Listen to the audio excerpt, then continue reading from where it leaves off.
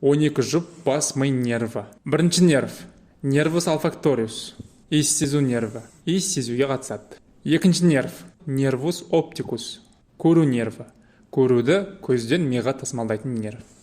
Үшінші нерв – нервус окуломаториус, көз қозғалтқыш нерві, қабақты көтеруге, көз алмасын қозғалтуға қатысады.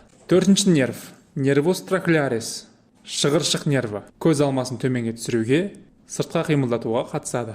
Бесінші нерв – нервус тригеминус, үшкіл нерв, бет тінінің сезімталдығына, шайнау бұлшықеттерін нервтеуге қатысады.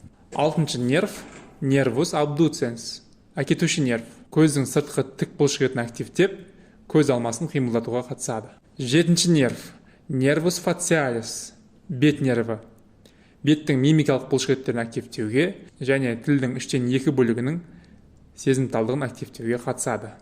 Сегізінші нерв – нервус вестибулококлярис, кіреберіс ұлу нерві, тепе-теңдікті сақтауға, ориентацияға және естуге қатысады.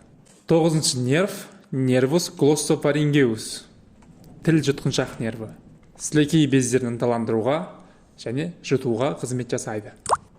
Оныншы нерв – нервус вагус, кезбе нерв және парасимпатикалық нерв ішкі органдардың қызметін басқаруға қатысады. 11-ші нерв – нервус аксессориус, қосымша нерв, басты бұруға, иықты көтеруге, жауырынды омыртқаға тартуға қатысады. 12-ші нерв – нервус хипоглоссус, тіл асты нерві, тілді қимылдатуға, жұтуға қатысады.